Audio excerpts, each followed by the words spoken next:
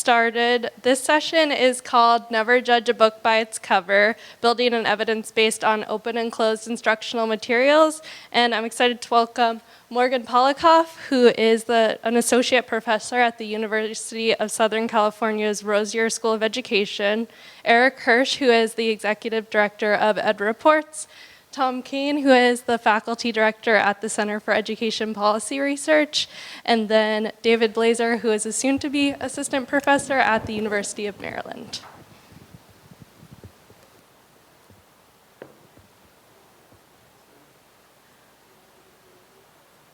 Thanks, Rachel. Thanks for everyone for joining us today. You're only going to hear from me from a brief moment before we turn it over to our more illustrious panelists. I just wanted to give a brief motivation and then hopefully set up the conversation mostly as a dialogue between us. So we hope people will either come forward or be loud. I'm not sure why we move this table out of the way. So just a quick motivation for the discussion and our time together today.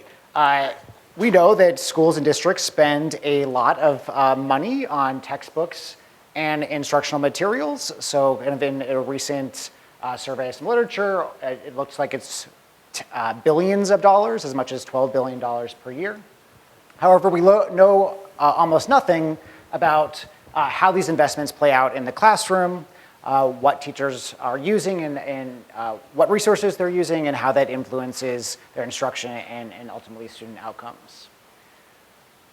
I think that attention to textbooks and the instructional materials that schools are using is particularly important. It has become particularly important in recent years due to several kind of recent changes and new textbooks that have arrived on the scene. So in the age of the Common Core, we're seeing a lot of new textbooks that are specifically aligned. They say on the cover, they're Common Core aligned to the new Common Core state standards, as well as updated editions. So we're seeing a number of textbooks that have been around for many years or decades that have been updated to be aligned to Common Core standards, as well as a large growth in OER, open educational resources. So a big example of this would be Engage New York, which started in New York State but has expanded to a great degree around the country.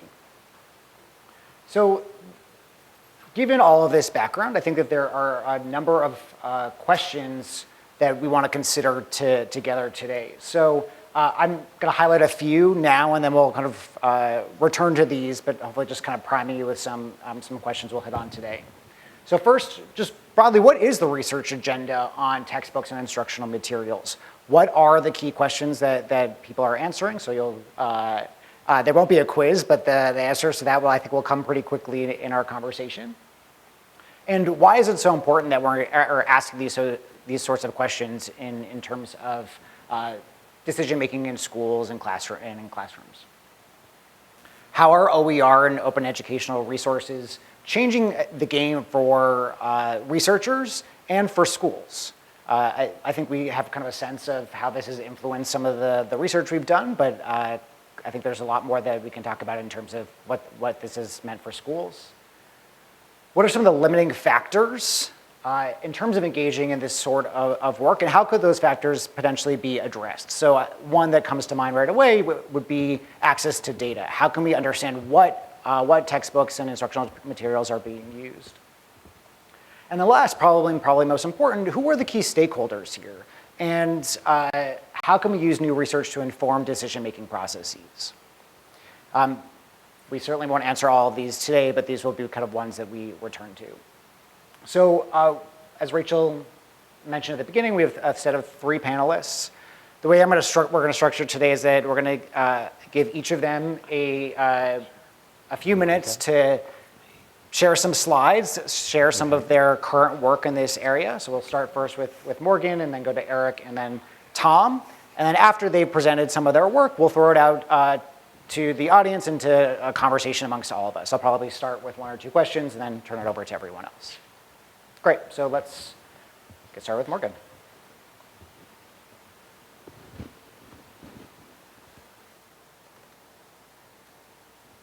All right, thank you. I can just do it here.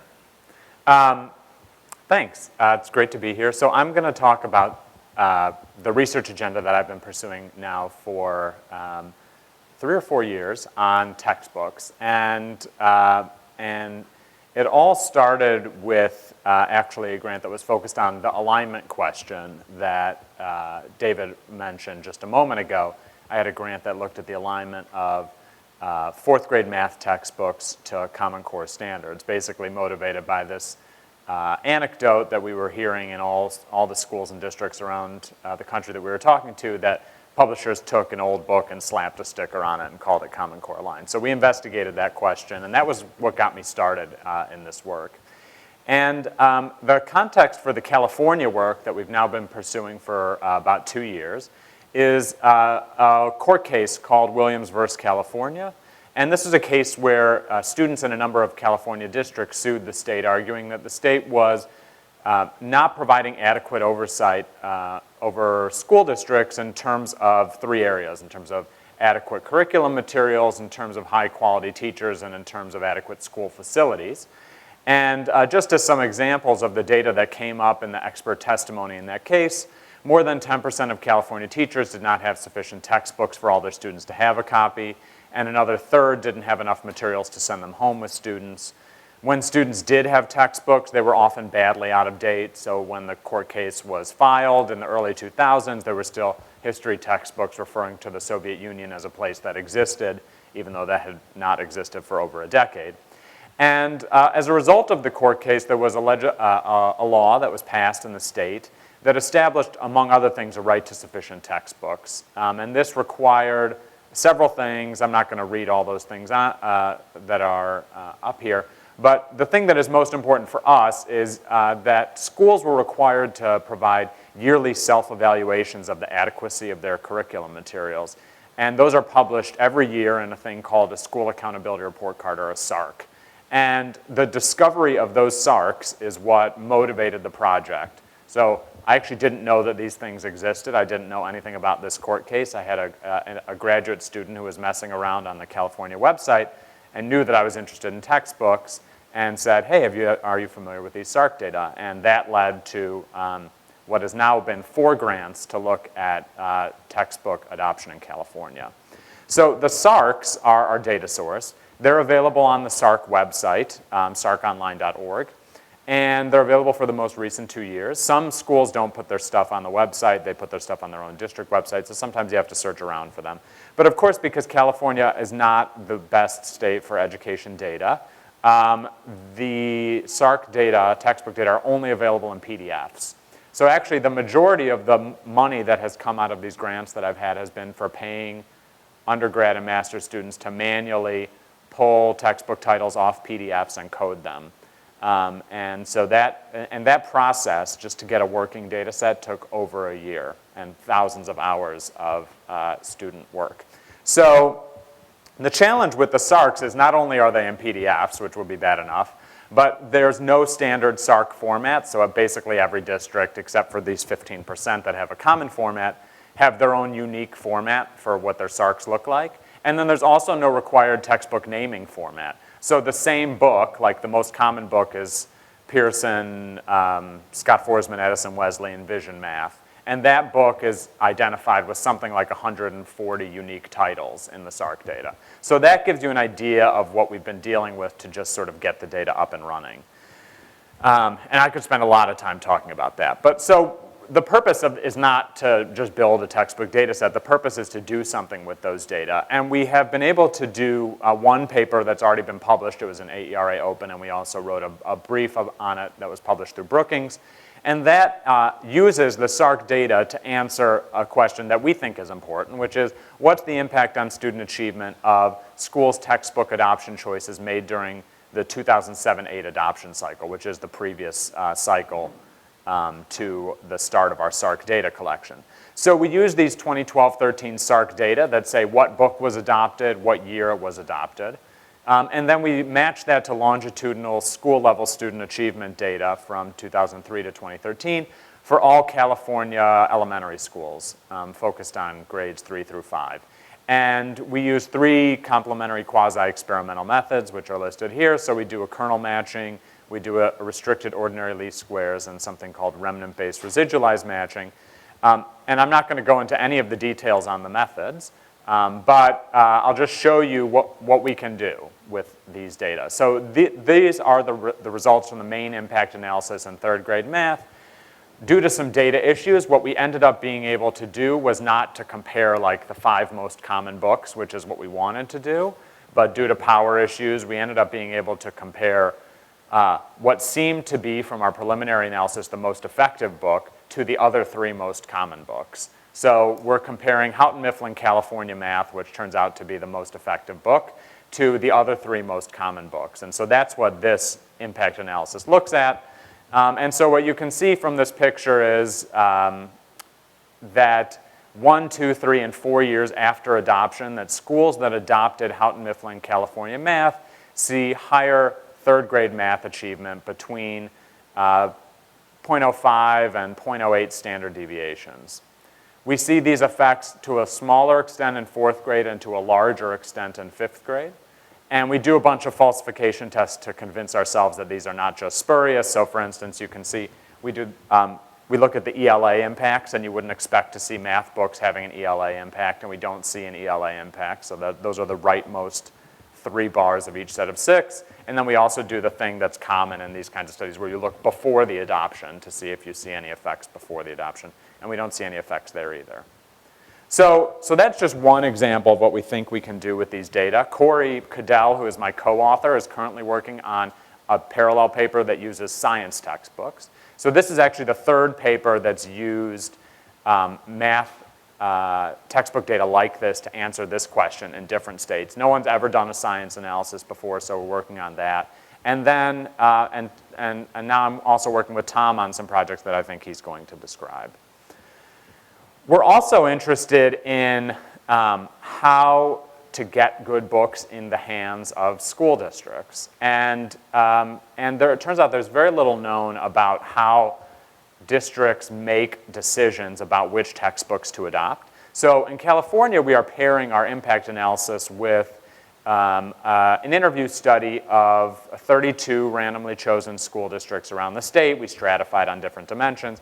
And we're trying to basically answer this question. How do you make adoption decisions? Who's involved in the process? What are the pieces of evidence you consider? So that way we could think about how to maybe inform subsequent decisions moving forward. And we haven't written this paper up yet. I actually have an outline of it sitting on my computer that I owe to a PhD student who is leading this analysis. But some of the things that are going to be in our final paper, I'll give you sort of a preview now. So first of all, there's a lot of sort of isomorphism in terms of the processes that go on in districts. So basically, every district that we talk to does this list of things in California. Teachers are the primary deciders of the book. A first cut is made, usually from the state-approved list, down to 2 or 3, and those 2 or 3 books are piloted. There's a pilot where these materials are tried out. There is some kind of rubric or evaluation process for feedback, but that differs what's actually in that. All the districts that we talk to are uniform adopters with the exception of any charter schools in the district or maybe any magnet schools. There's a lot of skepticism towards publishers in general, but especially related to alignment and professional development. California requires parents and school boards to be involved, but basically parent involvement is negligible. Every district says we put the books out for display in the library and no parent comes and looks. And the school board is a rubber stamp. So every district I talked to said we put it in front of the school board and they say yes.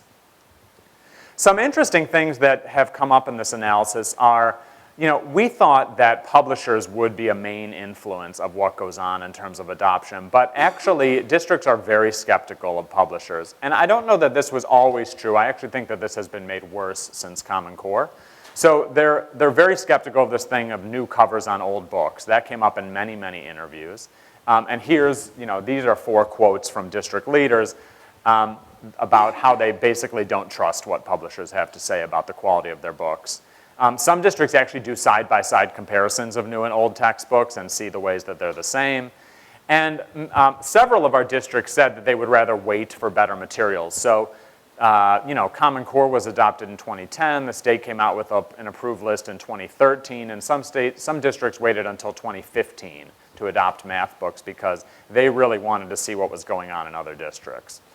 There's very widespread use of OER and online curricula in California. So California is a state approval state, so they put out a list of state-adopted books, but schools can purchase any book they want, on list or off list. And so what we see is that about a quarter of our districts are buying non-list books, and all of those basically are Eureka or Engage. So 9 of the 32 districts that we talk to use Eureka or Engage either as their formal curricula or as a supplemental material.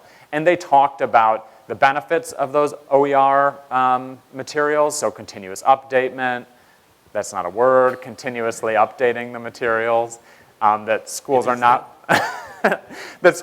locked into a long-term purchase. But they also pointed out some limitations, and the biggest one here was that teachers really need to adapt, and they're used to a regular textbook, and it's a big challenge for many teachers to adapt. In California, there's these things called county offices of education, and these turn out to play a huge role in terms of adoption, especially in small districts. So small districts are the intermediary between the state and the district. They host publisher fairs, they put out rubrics and toolkits. And for smaller districts, they provide things like negotiation between publishers and districts, which the larger districts can do directly to get lower rates, but the smaller districts cannot do. And so these county offices seem to be important. I suspect that there are similar structures in other states. And interestingly, we really wondered about this question of cost. This comes up in all the papers about textbooks. Basically, all the books cost roughly similar amounts, but they do vary a little bit. And so we didn't expect that cost would matter. And most districts will say that cost doesn't matter. They say that they make a choice without having even considered the cost. But in some districts, it seems to matter not for which book they buy primarily, but it matters in 2 ways. When they buy the book, so they might wait a couple years because of cost issues, and what of the supplemental materials that come with books they buy. These cost issues are really nuanced, and many of the districts that we talk to explicitly try to save money by using Engage or other district-created units of study. And then last, I'll just say as a general statement that district adoptions are really dynamic and complex. So districts consider a number of things. I think the thing that came up the most often that districts really consider is how usable the materials are. That districts really, because teachers are the deciders, teachers want materials that they can easily use. And oftentimes district leaders would say things like, the teachers are choosing materials that they can easily use, but we're concerned about the alignment of those materials. But the teachers make the decision anyway. And another thing that came up in a lot of California districts is English language learners. That districts with ELLs feel like they need materials that are really suitable for ELLs, and not every book is. And then the last thing I think that really came up was technology. There are many districts that are already one-to-one or going to one-to-one, and they wanted to adopt books that either let them do that now or that would let them do that very soon. And here's a nice quote about a reason why folks are often preferring these open educational resources. So to wrap up, we think that there are some important policy implications here. So first of all, districts repeatedly requested more information and follow-up from our study. On the one hand, they say they're interested in third-party evaluation of materials. On the other hand, sorry, Eric, I will say that no district that we talked to said they relied on EdReports, which does exist and is a place that they could have gotten more information. Got 300 of them. There are 16,000. I'm fine. We feel like they could, everyone on here agrees that districts could make more informed decisions because the books all cost about the same, and this slight marginal cost difference between 2 programs, you can really have an impact for relatively little cost. I think that our study really highlights the particular challenges of small districts, which don't get really all that much attention. Many districts in California have fewer than 1,000 students. I talked to two interesting districts, one where there was a superintendent of this district and the next town over, and one where the superintendent was also the principal and the 4th grade teacher, and that superintendent's sister was the bus driver and the secretary. So those districts just don't have the same resources to do evaluations of curriculum materials. They also don't have the negotiating power with publishers to get better deals. And so textbooks seem to matter. We think that the textbook data from California are really useful, and we're going to be doing a lot with them, and we're also going to be doing a lot with other states' data. And we really think that more needs to be done to understand these processes and to try and help districts make better decisions. All right, and I don't need to show you my supplementary slides. Thanks. Oh, was there a question? Yeah. So you said they uniformly evaluate the materials in the district. Do they uniformly use that evaluation to drive the decision? So like you said, like they conduct some sort of rubric or evaluation of the materials before they make a decision. right. Do they uniformly use that information that they generate from it, or do you know? No. So yes, I know, and the answer is no. So in some districts, they really clearly had some kind of, they had a rubric, and the rubric led to like a ranking, and that was what made the decision. And I would say in the vast majority of districts, they had a rubric of some kind, but then there was just a vote. And some districts required that it be unanimous, and some districts that didn't require that. And we've seen it in a lot of different ways across the country as well. One of the challenges in this, even if there is a rubric and there's a vote, is it communicated to teachers? Because ultimately they're the end users. And if they don't understand the criteria on which some of these materials are selected and can see how they rated or ranked, getting teachers to change their practice and not just throw the new textbooks in the supply closet with the shrink wrap still on, or just not turn it on if it's digital OER, Right. I think is one of the downsides we see from Morgan absolutely being right on that. So Tom, are you next, or Eric? Eric. Oh, Eric. All right. Sorry. It's hard being the IT consultant for the panel, Right. as well as the lead. Morgan's data has been so helpful to us, and in California, with our analytics for our website, I can tell you that at least 55 districts in California have verified and talked with us that they've used EdReports for their selections. So I'm going to work with you on that sample okay. of 30. I chose the, yeah. I chose the wrong And one. we actually do have more than 300 documented uses that we've taught to, including 27 of the top 200 largest districts. And the question is why? And I think Morgan hit a lot of this, which is the challenges faced when these districts, particularly small and rural, are coming in and trying to select. How are they going to, as Morgan pointed out, right, teachers are the primary deciders, and they winnow to 2 or 3 choices. How?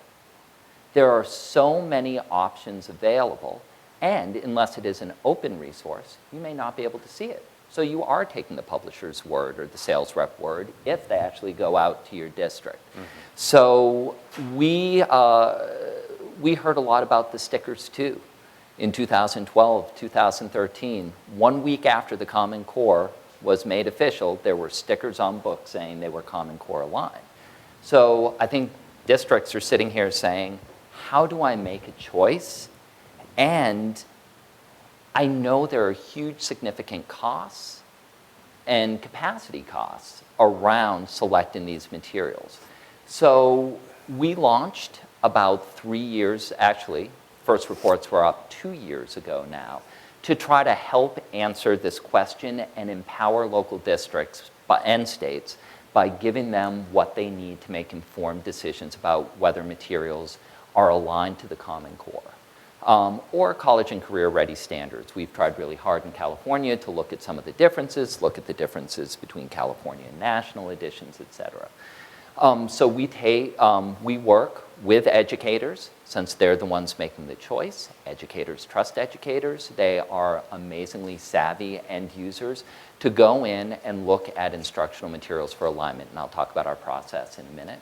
Our hope is once we've kind of shined a light and sent a signal around what alignment looks like, because right now, that's what we think our best proxy is for impact and efficacy, and it's why we are so excited to work with Tom and with Morgan, so we can go back and see, is it really a proxy?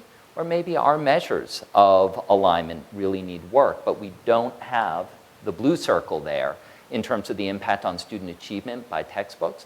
But our hope is, if we can work on alignment, get that information out to the field, make sure districts really know about it, understand it, and utilize it, and incorporate it into their adoption process and their implementation process, then ultimately all materials will improve, and hopefully that'll help on outcomes.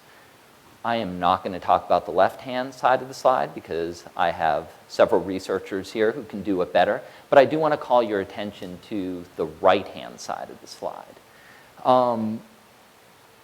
We agree, we know, we think the research says what is taught matters.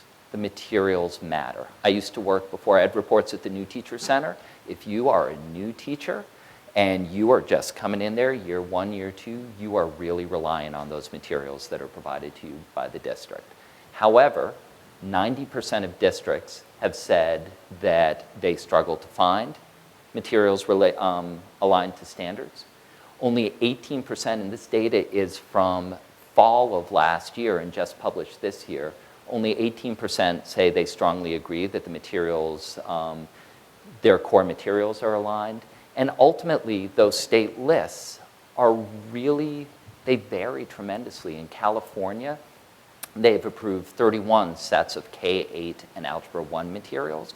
In a state like Louisiana, far less. So really making sense of that is difficult. So we hope our reports help. Since March 2015, we've published 200 course and grade level by educator reviews. We have a lot more underway. We have 200 educators, well, I'll talk to you about the process in a second, from 46 states. What they're reviewing against are tools we worked with educators to create based on research, listening tours, looking at the 18 states that have adoption processes and rubrics out there to try to come up with an alignment approach that made sense for educators. We review both ELA and math, and each of them has a gateway system. We've heard what Morgan has said, which is usability is the prime factor when they're looking at adopting, because it's all they can see, and it's usually all they hear in some of those sales pitches. So unless the materials, in this case, are teaching the right math in the right grade and putting them together, we don't want to provide information on usability. That's after. We really look not just at the presence of standards, but we look at whether or not there's guidance around the instructional shifts that would have to happen for teachers to really teach the material so kids could become college and career ready. So we're not just saying, is the standard there? We're saying, is it there in the right dose at the right time and connected to other grades and areas? And similar criteria in ELA. Our reviewers spend hundreds of hours. Our reviews usually take 6 to 9 months, with educators putting in 5 to 10 hours per week individually looking for evidence, using evidence guides with those tools. They meet weekly virtually in professional learning communities to talk about the evidence and ultimately score. If things partially meet or meet Gateway 1, we go to Gateway 2. Unless we find it's aligned, again, we won't go to Gateway 3, which is our usability gateway. We also have leads of each team. We work with them weekly on problems of practice. And we work really closely with publishers, most publishers. And so we have them orient our reviewers. We share a draft of the report, listen to their feedback, take concerns back to the team.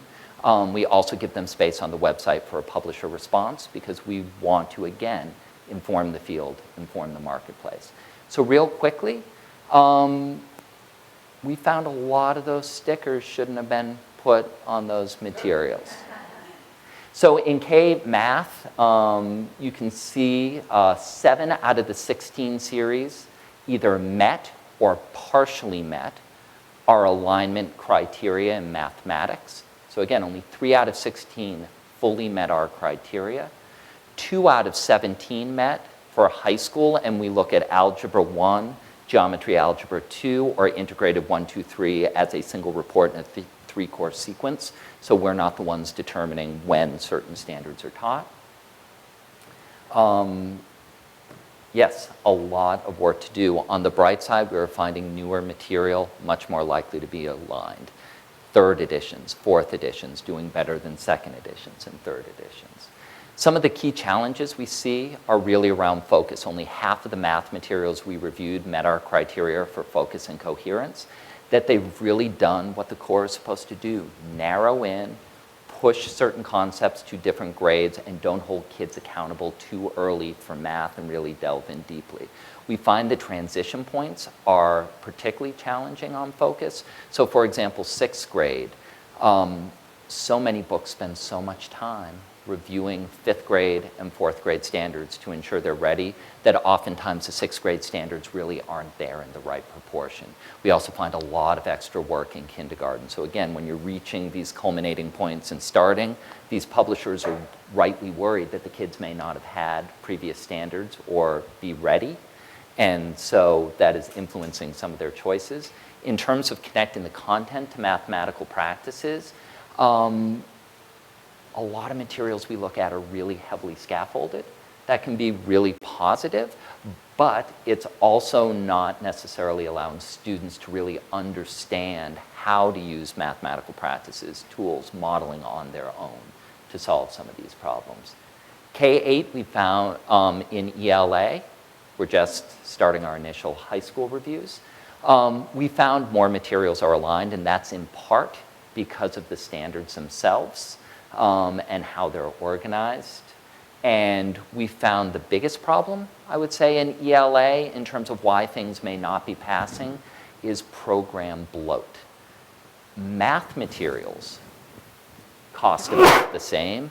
ELA materials vary widely, and we pay for and purchase everything we review. And huge variations, in part because what the publishers tell us is a district will ask for something new. They incorporate it in, and these things have gotten so weighty and so big. I can show you pictures of crates of kindergarten materials in warehouses to just get 5 copies for our reviewers to go into, in part because they've gotten so big. And the challenge is, are teachers given the guidance they need to really understand how to implement and utilize that curriculum, which I know Tom will talk about as a challenge when looking at efficacy. Great.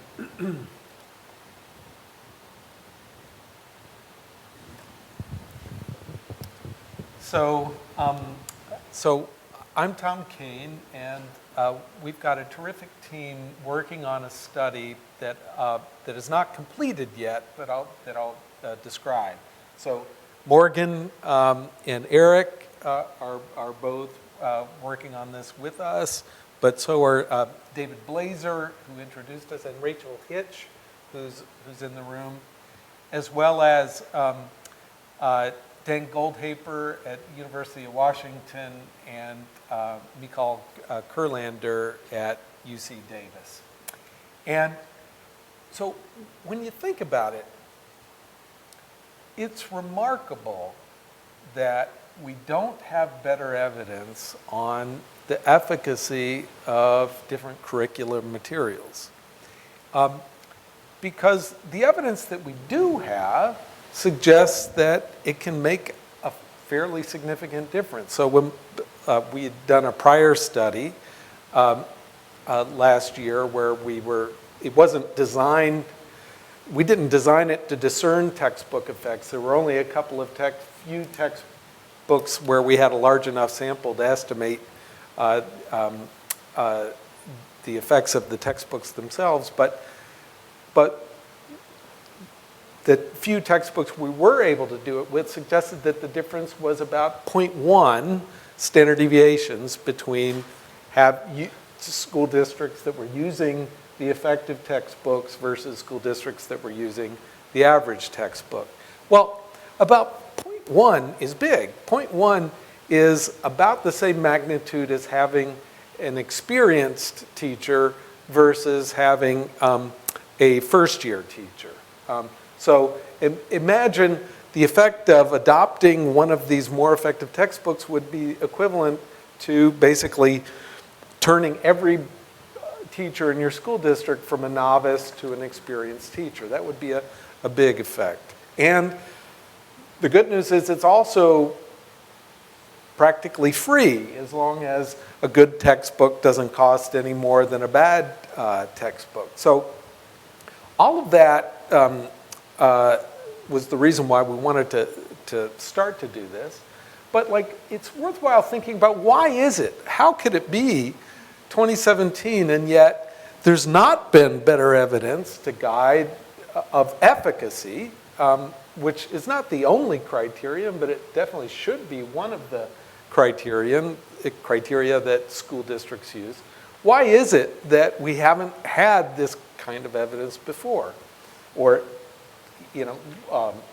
wide scale before? There have been some studies, as Morgan mentioned, and IES has funded some RCTs of textbooks in the past. But why isn't this like a regular thing? And one of the reasons, I think, has to do with the fact that each state was using its own assessments and each state had its own standards.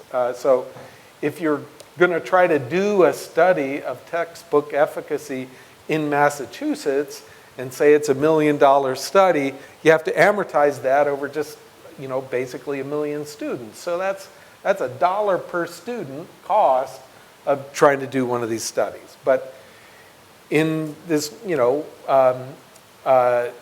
if you were trying to take that same $1 million cost, the study's not going to cost any more if you're spreading it across the larger number of states.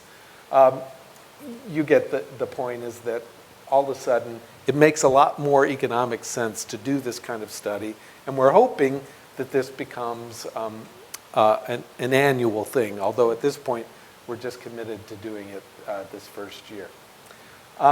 So in this first year, we're working in a set of 6 states focused on elementary math. So Washington, California, New Mexico, Louisiana,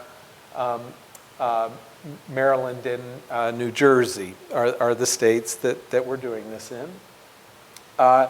Phase 1 is, we're collecting data on textbooks being used at the school level. And in 2 states, California and New Mexico, we're getting data on the textbooks being used from administrative data. So Morgan is helping us assemble the data on the textbooks being used in California, and New Mexico has purchase order information that they've shared that we've been working with. But then in the other states, we're having to do a school level survey, and that's what Rachel and David have been working on these last few months. So where we drew a random sample of about 1,100 schools in the 4 states for whom we didn't have administrative data. And the primary focus of the school survey is just asking, what's the primary math textbook that you're using in grades 4 and 5? We're focusing on 3 school years, the 14-15, 15-16, and 16-17 school year. We're also asking them about educational software being used. Phase 2 will be a teacher survey. So we're going to sample about 50 schools from each of the top 6 most commonly used textbooks. And we'll be surveying 4th and 5th grade math teachers. And the reason why we're doing that is we're trying to anticipate what the publishers are going to say to undercut the study whenever it comes out. They'll say, oh, but you didn't control for the fact that, teachers didn't receive training in this, or, oh, you've included in there school districts that aren't really using our textbook. And so we want to be able to have an answer to that question, because maybe in some cases we will be identifying schools where the teachers actually aren't using it. So at least for 50 of the schools for each of the top 6 most commonly used textbooks, we're going to have a teacher survey to where we'll be able to provide some answers to questions like how often are they using the textbook, what are the other instructional materials that they're using, how much training, what kind of support they're receiving. Then phase 3 is we'll be estimating the equivalent of value added for textbooks. So we'll be, the first analysis will just be controlling for students' baseline achievement and characteristics. Were there differences in student achievement gains for different textbooks? Now, we're able to do some additional checks on that because everybody in this room knows that kind of thing could be subject to bias. There might be unmeasured characteristics of the districts that are using everyday math or Engage New York that we're not controlling for. So we were going to be doing a couple of additional tests. So that's why we're collecting data on multiple years, because we'll be able, hopefully, to have enough schools that have switched textbooks in the last few years. Remains to be seen whether we will, but we're hoping we'll have enough schools that have switched that we'll be able to look at the effect of changes. So we're, in effect, controlling for any of the unmeasured characteristics at the school level. We'll also, at least for that subset of schools for whom we have the teacher survey, we'll be able to control for those factors and see whether any of the differences between at least the top 6 textbook are a result of systematic differences in the kinds of things we'll have in the teacher survey. Now, that's not random assignment, but I'd argue that's a heck of a lot more valuable information than school districts currently have.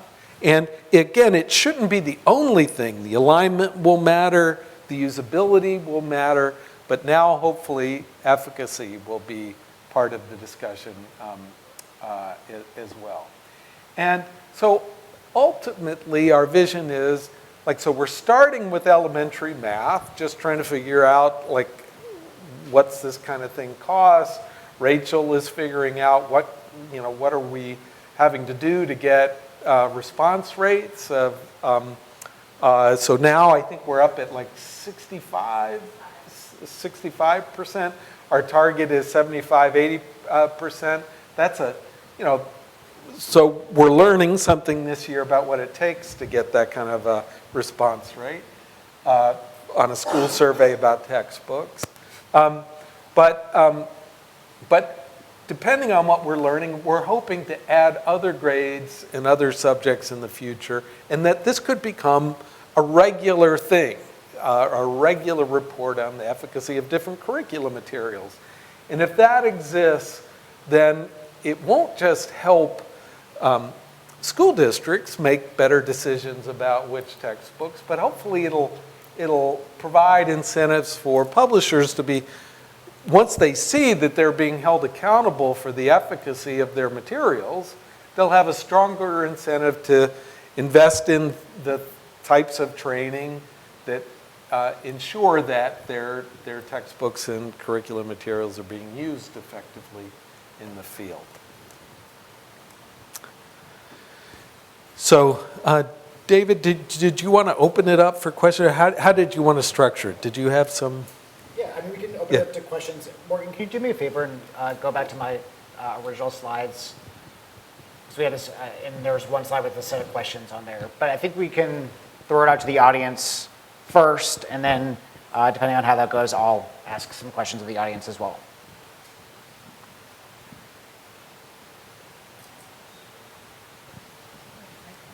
Hello. I had a question for Morgan, actually. So you've been at this for over 4 years, it sounds like, and it sounds very arduous to take the PDFs and kind of get them entered. So I'm just curious, I'm sure you've had conversations with folks at the state about potentially having them capture that data in a different way. And I know there are a lot of folks here that may or may not represent states, but like what's the block to that? Is it that districts don't want to provide it in an easy way, or it's just hard to get a bureaucracy to change? And I should say I work with Rachel, and I know how hard getting these surveys even out of schools are. So there just has to be a better way. And I wonder what you've learned, because I imagine you've tried to get a better way for about 4 years now. Yeah, so I'm told that starting this year on the SARCs, I don't think this has anything to do with me, but maybe it does, that instead of districts just typing in a book title, which is what they currently do, that there's going to be a drop-down menu. And that is a total game changer, if that's true.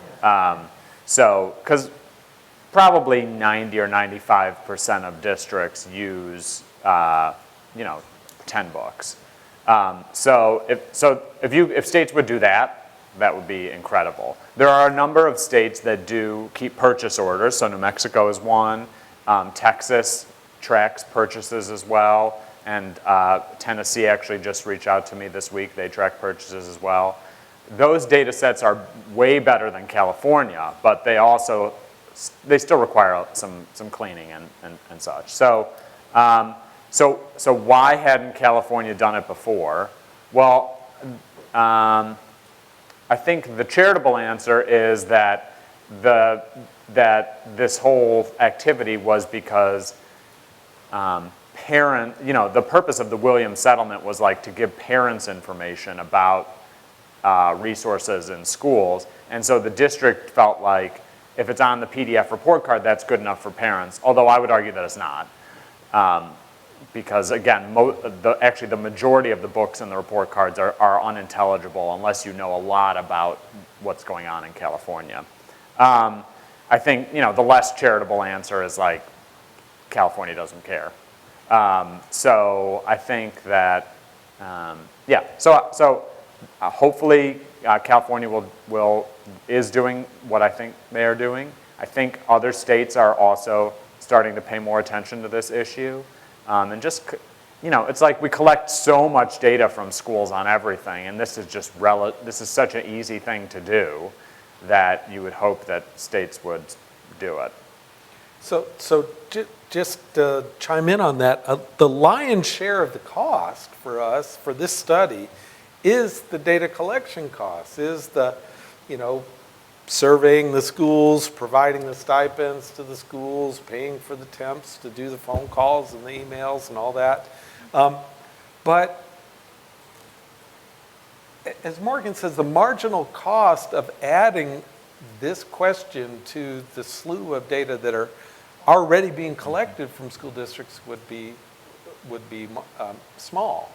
And so one of the things that we hope would happen is we'll demonstrate sort of, this first year will be sort of proof of concept, and then we'll find other states that say, hey, look, we'll add this to our regular data collection and we'll be part of this study going forward. But if there's anybody from a state that would want to talk about what that would look like and what kind of data they would collect, and we'd be totally happy to share our questionnaire if they just wanted to add it to their regular data collection. And there's a lot of nuance in this too. So for example, if you're tracking purchase orders, what happens if you adopt an open education resource that's free? Yeah. So there are some potential print costs. Yeah. Is the procurement the same way? A lot of districts have struggled. They say, well, this is great to have an open ed resource. I can take the money I was going to use to purchase and use it towards curriculum implementation and professional development. But sometimes those funds are in different pots. So again, if we're tracking by purchase order and knowing the difference between digital, and again, the connection between the digital, the PD, I think there's still going to be, we're so far away from that, but even if we can start getting the forms, there's still going to be a lot more challenges. And this might be one way in which the open educational resources grow even more quickly. If we find out that they're just as effective as, you know, the textbooks that are more costly, then we could potentially be saving schools a lot more money. They're certainly just as much likely to be aligned, is what we found. Have you thought about, like, so my boss is always yelling at me to, like, consider, like, just don't, I've always wanted to do, like, the academic research, and she's like, no, like, think about what the possible, like, what are the long-term effects of what you're learning?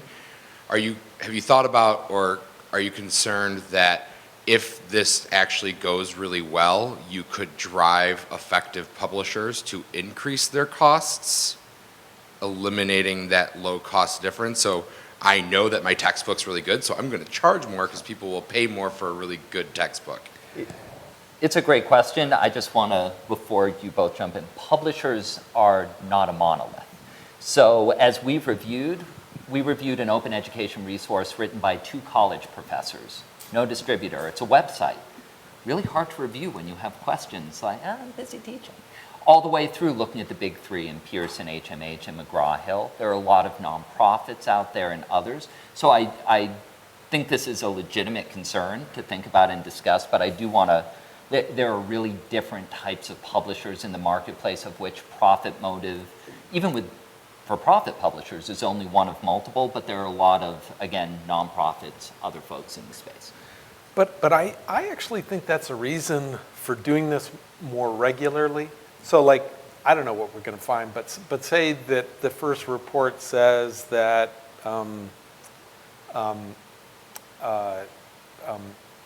Eureka is, or Envision Math is, Envision is a good example because that's from a for-profit publisher. Suppose that our report says Envision Math crushed it, and that all the other districts are the other textbooks are much less effective in comparison. Well, that's this year, right? And you're right. Maybe in the short term, you know, Pearson, right, would be able to cash in on that. But if we do it the next year, then like all the other publishers have a really strong incentive to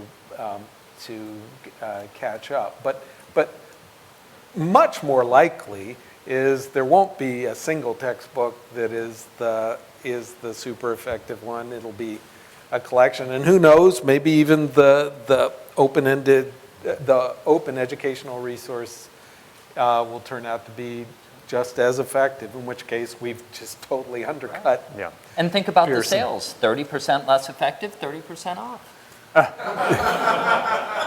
I mean, it's also the case that even if what you describe happens, even if Pearson, say it was Envision, and Pearson decided to double the cost of that book, if we're talking about 1/10 of a standard deviation for double the cost of it, it'd be completely worth it. Yeah. I mean, that's a huge cost benefit, so.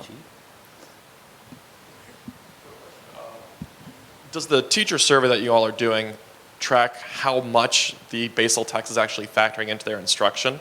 So, like, you know, teachers might be using just a pacing guide, but then going to Pinterest or Teachers Pay Teachers to do their math stations. So, just like to hear a little bit more on that. So, one of the things we've discovered is, so we had a longer school survey. It wasn't ridiculously long. It was like 15 minutes, and we were getting extremely low response rates, so we simplified it dramatically, and that's what's allowed us to bump up our response rates considerably. So in the teacher, so that was on the school survey. In the teacher survey, my guess is it's going to be an even bigger issue. So we're going to have to be parsimonious about which questions we ask, but that is definitely one of the ones we want to get at. Because again, like, we're trying to anticipate what are the publishers going to say. They're going to say a lot of these districts that you say are using it, the reason why they're not getting results is because their teachers aren't really using it effectively. This is a great text. And we want to be able to test, and also provide an answer to that hypothesis. So we've got to ask about actual usage, not just what's the official textbook in your district or school. But we're figuring out how to ask it in a way that we can get high response rates, because we want to be able to also say this is a representative sample of the teachers using your text. So I was just going to add to that. I mean, I think that this question of usage, there are multiple dimensions along which we might think about usage. So you've, I think, raised two, which is for which activities are you using the textbook, and for which activities might you be using supplemental resources. So in general, we know that textbooks aren't the only, there might be a primary textbook, but teachers are often drawing on other sorts of resources. And so I think it's a question about how those map to the different activities that teachers engage in. And so we have, as currently designed, although this I think will be in flux, are prepared to ask teachers for what activities, planning your lessons, prepping your own or reviewing your own content knowledge for that topic, presenting new content to students, providing homework or outside of class activities. For which of those sorts of activities are you using the textbook, and kind of for which, in what ways and what part of your instruction are you using other sorts of resources, whether educational software or Pinterest, whatever it is. We're also trying to be creative about how these results are disseminated. So like, you know, we've had some meetings recently where we've like counted the number of times a given report was downloaded. And I have to say it was a little depressing, you know, given the amount of work and effort that went into some of these reports.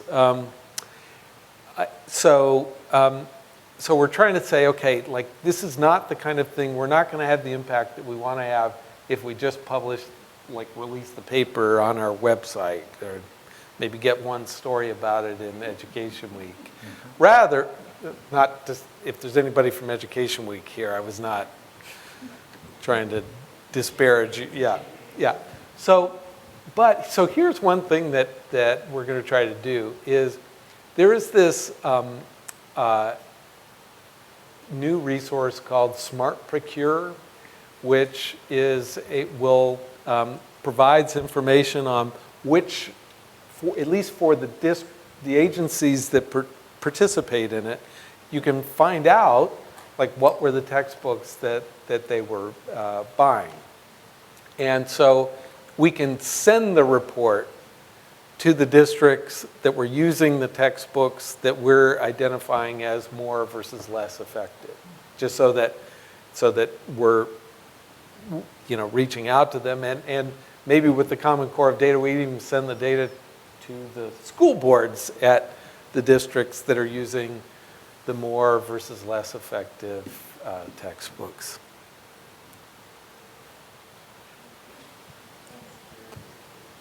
Morgan, I was interested if in California you're finding any evidence of sort of like matching effects, or that differentiation matters. So like, are some textbooks more effective for certain kinds of kids? You talked a little bit about ELL students, or does it seem like they're just textbooks that are kind of more effective overall? And if it's the latter, like what is it that distinguishes an effective textbook, if there is something you could point to outside of alignment? Yeah.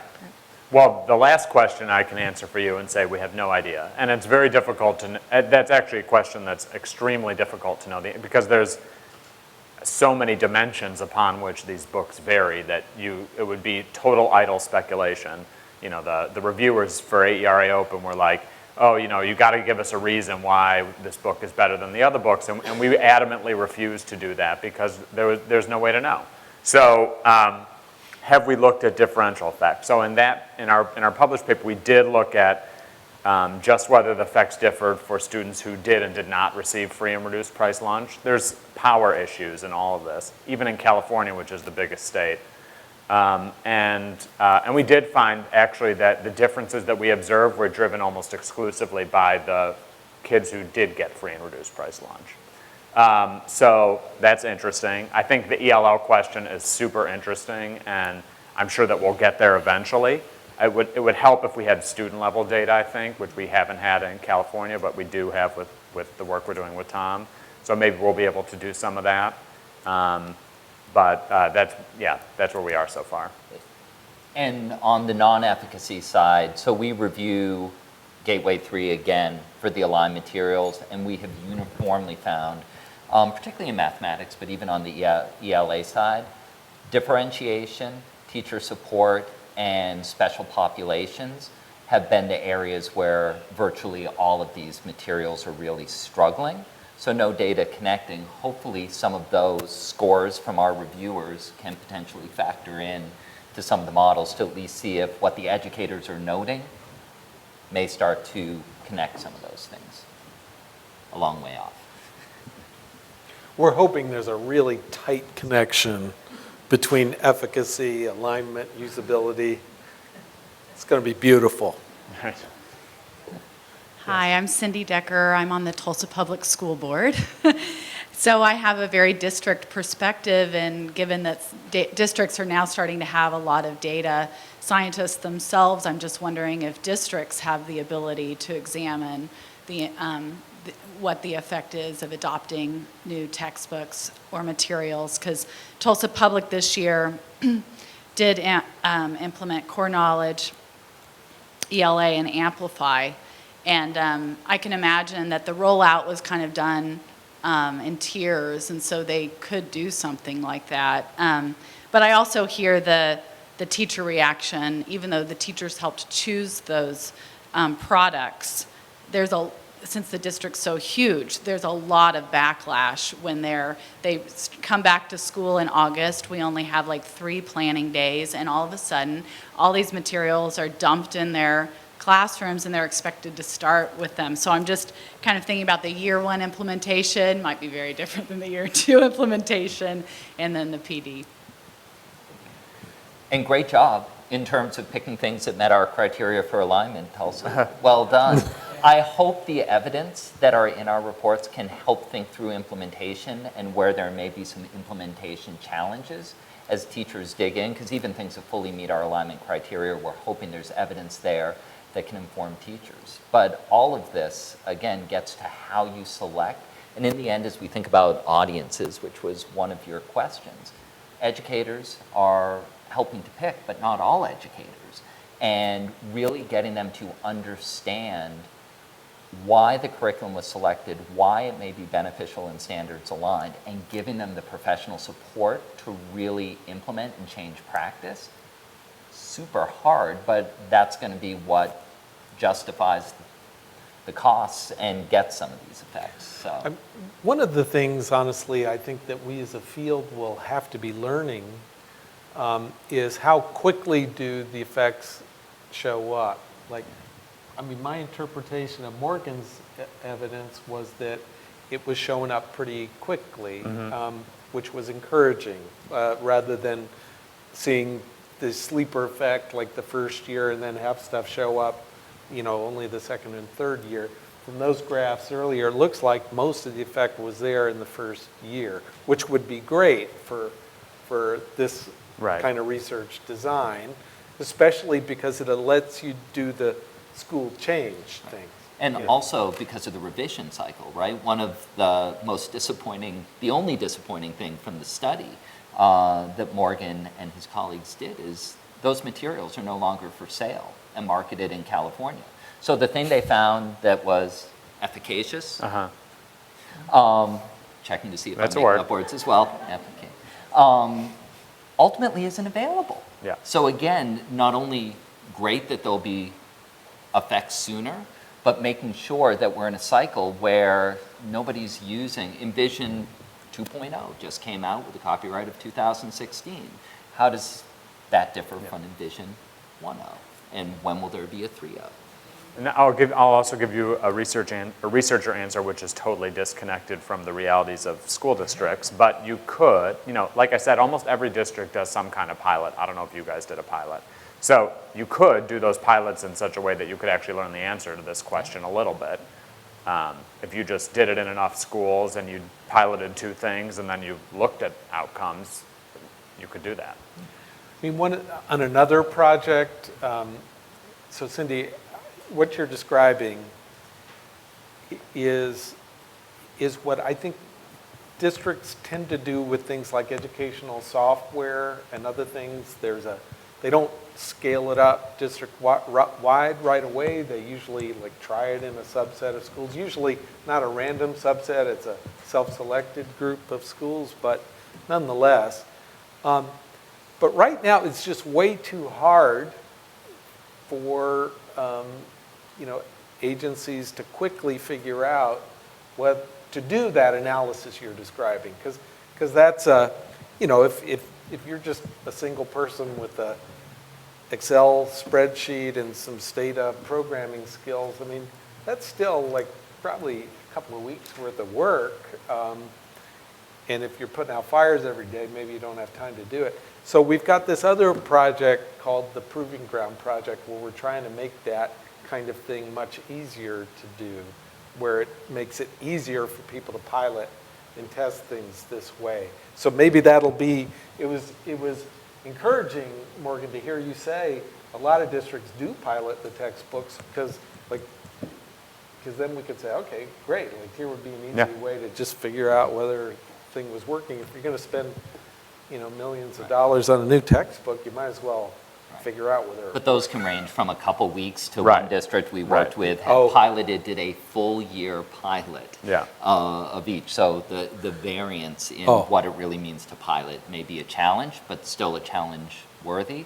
And there's a lot of software coming out, Learn Trials, Edgestar, that does A/B testing. So as materials become more digital, it may be much easier to get closer to real-time sort of efficacy data, not at the scale, precision, and accuracy of these studies here, but more to come.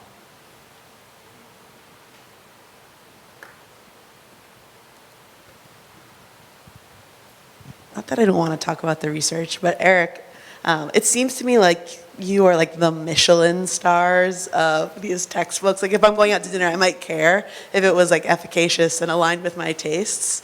But really I don't check that, right? Like I check Yelp to see what other people say about a restaurant. And like this question about the survey data collection and knowing like what was the experience of using this textbook seems like it's actually super important. Like how was this used? How did it roll out? So I guess my question for you, Eric, and other people can weigh in, but it's just like how do we create a culture where teachers are actually like giving us that information and it's not this like survey poll, which is really hard to get that on a regular basis and make that teacher driven, but seems like such an important part of the decisions that we make as agencies. Yeah, it's such a great question, right? Because we're not Yelp, because we're not crowdsourcing. We are hand selecting, recruiting, interviewing, training, and spending hundreds of hours in virtual PLCs to get our reviews up. We've tried to launch a user forum that didn't go so well because it was by grade, by textbook, so we're narrowing and channeling people in. But we always thought there should be a crowdsourcing piece because so many of our materials were not reviewing usability. And even when we do review usability, we're reviewing it without using it. We in fact make sure our reviewers don't use that textbook because they may be biased. So having this crowdsourcing element somewhere, in addition to the by educator reviews, as well as some of the work Morgan's done looking at alignment by materials with excellent experts and grad students, I think all can paint a fuller picture and empower folks, but that is certainly a sea change from having absolutely nothing and no idea what's in these books and how we're getting to 2 or 3. So still a ways to go, but again, progress in a couple of years at least. Yeah, I'll just say 5 years ago, I submitted an NSF proposal before EdReports existed to do EdReports. It was like a big grant. Thank goodness. And it wasn't funded, and it was going to do EdReports, and it was also going to do exactly what you just described, and the reviewers thought that it would be useless and no one would use it. But I agree with you that hearing from actual educators who are using the books would be quite interesting. So I didn't present them. We're also doing, in those same 32 districts, we're doing interviews with teachers about their experiences using the books, focused in a particular grade, focused in middle school math. But I can tell you that I mean, this is not news, but within the same district across schools, there's just enormous variation in the extent to which they think the book is any good, or it matches the needs of their students, or they use it and use the pacing guide. You know, I had a day where I did 2 teacher interviews back to back, 2 teachers, same district. One was like, I guess, the most affluent school in the district, and one was really low income. And the first teacher said, this book is too easy. My students are way above this. I have to supplement the whole thing. And the next teacher said, it's completely impossible. None of my students can access any of this. And so, so I think that you could learn something from talking to teachers about it. But probably you might also hear a lot about kind of stupid things that are unrelated to whether it's any good.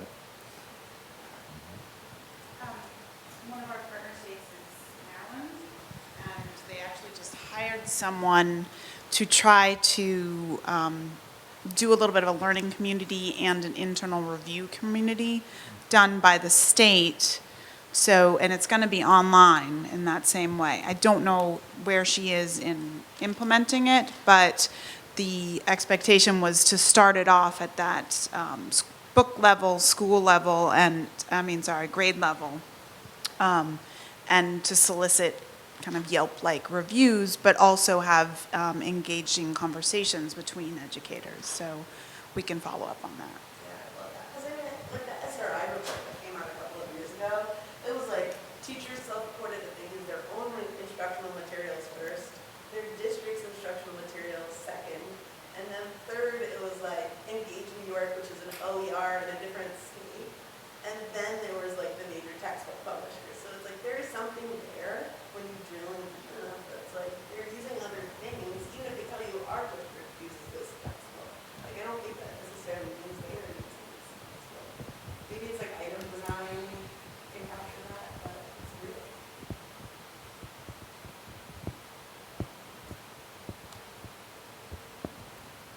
I'll follow up and ask a question. So I want to dig a little bit deeper into the OER, the Open Educational Resources. So that's been a part of this conversation. We've mentioned it a little bit, but it's really challenging to actually build that into at least the work that we're doing, Tom. And I know that that a lot of this research is engaging in. And I'd say there's several reasons for that. One, there are a lot of these resources, but not a ton of schools using each one. So if we're thinking about like the top market share resources, the only OER one that comes up is Engage New York. So we might be able to provide some information about the efficacy of Engage New York, but probably not a ton of others. And a second challenge is that oftentimes the sorts of many OER, many open educational resources and educational software is used as supplemental resources. So it's really hard to tease out the effect of a supplemental resource from the main text. Given that there's just going to be continuing attention to OER for cost reasons, for many other reasons, how can research really dig in and understand the effectiveness of these resources given some of those logistical challenges and other challenges? So I don't know if there are any funders in the room, but I should pause. No, but for the funders that have funded the OER developers, they should be given funds to actually track who their users are, which would make this kind of thing easier. So apparently with Engage New York, it was impossible for them to know who was using their stuff and whether and how they were using it. Apparently, now those resources are going to a new nonprofit that will then, they believe they'll have better data on who's using it and who's using it more intensively. But that would be the, ironically, we went to the for-profit publishers and thought, okay, gosh, like maybe we could get their data on who's using their software just to save Rachel and team some of the time to do the surveys. And so the for-profit publishers are not super excited about sharing who their users are. But these open education resource folks probably would be willing to share that if they had more data on that, not just who downloaded it, but if they had the resources to do a survey to find out more about how the schools that have downloaded it are using their materials. And I think that would be extremely useful. Yeah, and I think part of this too, just like publishers are not monoliths, OER isn't. The grain size for most OER is to a standard or a lesson. If you're going to Pinterest or Google, you are literally trying to piece together 150 different things. And again, how do you know you're getting a balanced meal at the end? How can you think through that? So one, there is a movement to have more fully scoped and sequenced open education resources material. A group called Open Up is distributing and collecting that data. Illustrative Math just wrote and piloted a grade 6-8 math curriculum. We'll be reviewing it when it's publicly available this summer. Excited to see and hope it meets our alignment criteria, hope it's efficacious, but that's really different than going in and using Khan Academy for specific lessons and really trying to unpiece that and then think it through, I think is part of the answer to your question, right? Because the usage, when you're down to that unit or lesson level, which is where most OER is way different than when somebody's put it all together, like Engage.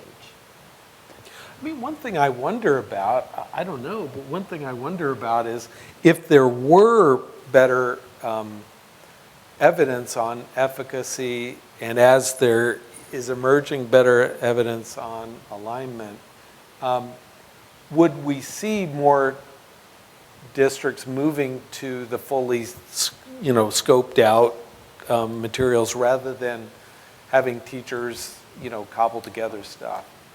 Maybe 5 years from now, the cobbled together becomes more and more common, but maybe 5 years from now, no, that as there becomes stronger evidence on the efficacy of certain packages, whether it's OER or whether it's publisher provided, will people say, oh gosh, like rather than strike out on my own and try to cobble together my own stuff, why don't I, use stuff that packages of stuff that have been shown to be more effective. It may not go that way, but. No, and it will take that kind of research to change teachers' mindset. So first of all, I think teachers have a hard time differentiating their materials and curriculum and their pedagogy and instruction.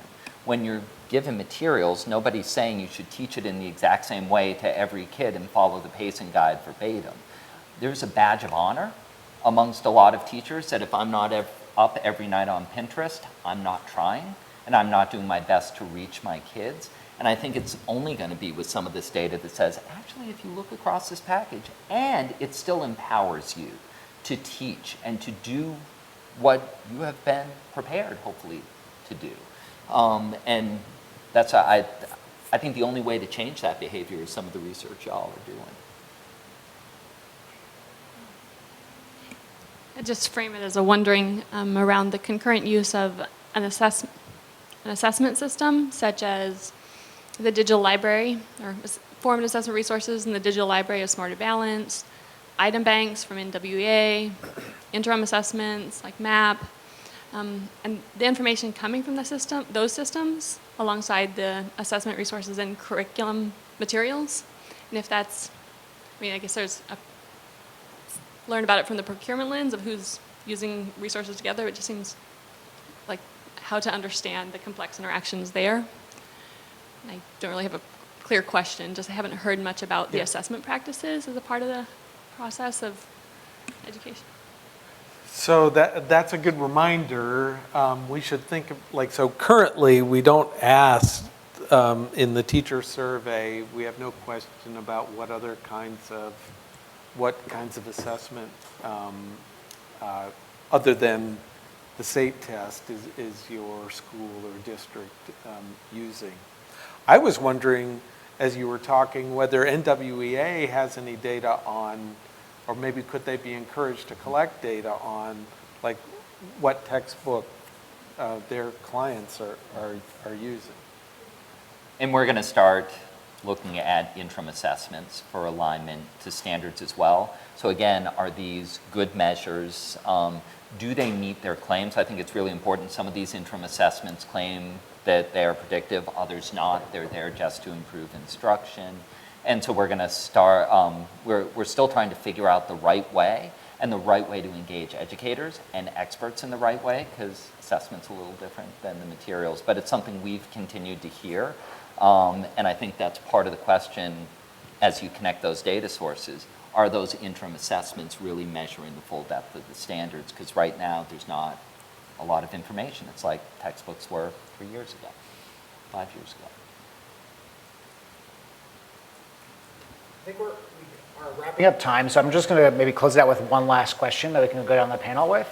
If the ultimate goal is to change the behaviors that districts and schools make, hopefully to purchase most effective textbooks, what do you think is the most important step that researchers or practitioners can do to make sure that happens? We can provide information about which textbooks are most effective. What else needs to happen on top of that to really change what happens in schools? I'll echo what Eric just said, which is, I think that there is an attitude among a large proportion of teachers that if you just like use a book and rely on a book, that's a bad thing. And the concept, I don't know where that attitude comes from exactly. I think it probably comes from like the sociology of teaching, or like decades of research on teachers, or the history of teaching in the United States. I don't think that they have that attitude at all in many other places on the planet. But that, I think, is a really fundamental challenge. I absolutely do not believe that it makes sense for teachers to be doing this kind of curriculum creation on any kind of scale. And I think that until we change that, I'm skeptical how much this work, even though I think it's important, can actually move the needle. And I don't know the answer to that question, unfortunately. So I mentioned some of the things that we're going to try to do to push out the reports, but I hope that we could do some of this in a systematic way, that we could test the efficacy of our efficacy evidence by, like, we could identify all the schools for whom we have procurement data from this Smart Procure database, take subsets of them, random subsets of them, do different kinds of messaging for different ones, and try to learn more about what was the efficacy of different strategies. So if the goal is to drive a change in behavior in the classroom, that data source actually would let us at least see which kinds of things have an effect on subsequent purchases. If it would cost more to like figure out what Morgan was describing is, did it have an impact on Pinterest, use or not? For that, we'd have to do a teacher survey, but maybe we could do that too. Amen. Thinking to what Morgan said. In the end, the research needs to be intelligible to the end users who are ultimately having most of the input through selection committees, but ultimately deciding what to use. So I think regardless of what the research says, thinking about a way that hits it for educators, and that's principals, that's teachers, that's instructional coaches, and a lot of district content folks too, and finding a way to get it in their hands. Morgan nailed one of our biggest challenges right on, which is, how do you get these 16,000 districts to know you exist? They receive more emails from the big 3 publishers than I could ever afford to send as a nonprofit. So I think it's access, and then making sure the message is usable to them.